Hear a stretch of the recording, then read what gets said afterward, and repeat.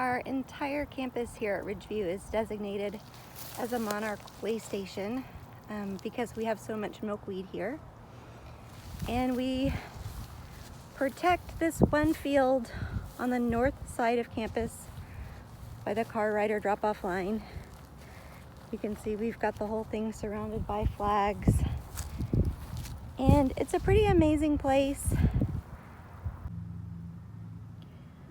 What we're looking for out in the field is, this is milkweed. This is called antelope horn milkweed. Milkweed is the only plant that monarch caterpillars can eat. So monarch butterflies like to lay their eggs on it.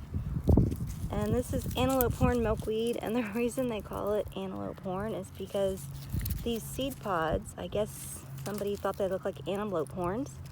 When they get dark like this, they're almost ripe, and they will pop open along this seam here, and inside there are hundreds of seeds that kind of looks like a dandelion. When it opens up, little fluffs carry the seeds all over the place. But what we're looking for out here is caterpillars or monarch eggs, and typically monarchs like to lay their eggs on the back of the leaves. Today on this plant right here, you can see that little bitty white dot that's kind of standing up there. That is a monarch egg. So I'm going to take this leaf off. So I tromp around out here, and pretty much all over the field, if you look close enough, you can find more milkweed. This plant right here, I'm looking on the back side of the leaves, and I see one egg here and a second egg over here. I've only been out in the field for about 5 minutes, so today's going to be a good day for hunting monarch eggs. One of the best things about an established milkweed field is that it has these plants that they grow here every year. And you can see that they're really healthy, and there's a lot of plants, and they're all growing together in one big network. And see, all of these seed pods are going to open up and release, each pod will release hundreds of seeds. And that's why these fields are so important, because they keep propagating, and these are wonderful places for monarchs to come and find plenty of milkweed to lay their eggs. So I'm back inside, and I have a little pile of leaves with eggs all over them. And you can see that they're already starting to kind of wilt up a little bit. So what I do to create a little hatchery for the eggs is I get just a glass or a plastic dish, put some paper towels in the bottom. I get it wet, because the trick to this is keeping the leaves damp enough that they're soft when the eggs hatch, so that the little caterpillar can eat them, but not keeping the leaves too wet, because you don't want them to get like mold or mildew or start to rot. On this one where I brought in the whole stem, which I cut off, I don't pull out of the ground because I want the roots to stay there. I'm going to take the leaves off that have the monarch eggs on them, and then I'm going to feed the rest of this milkweed stem to the monarch caterpillars that we have.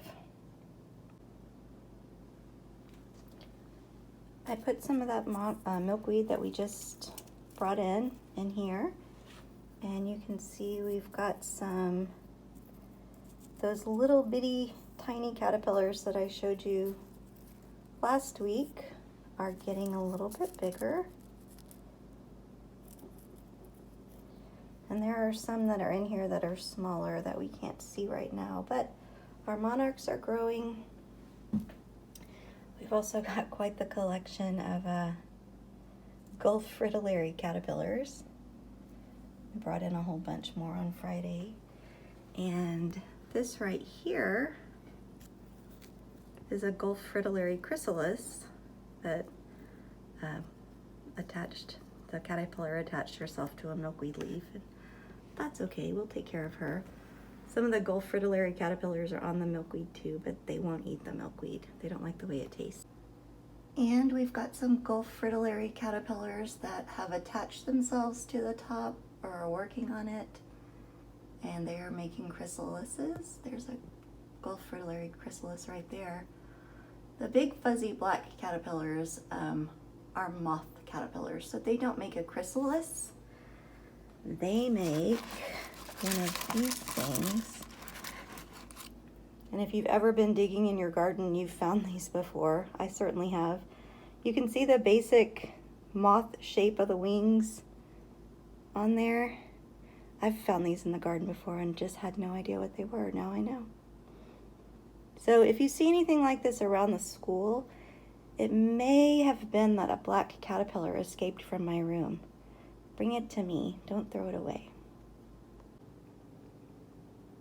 And this is a Monarch chrysalis that attached itself to a really thin piece of grass in our enclosure. I think it's just amazing that that black and white caterpillar creates this beautiful jade green chrysalis that has the little metallic gold on the outside of it. Truly amazing. If you look at it, you can see a little bit of butterfly formation in there.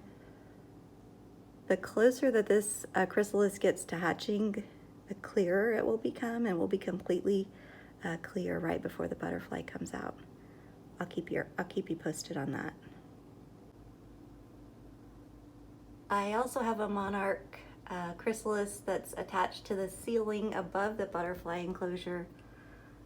You know, they don't always go exactly where you want them to. And you can see up here, there are some fritillary caterpillars on the outside of the enclosure as well. So there will be some butterflies flying around room 402.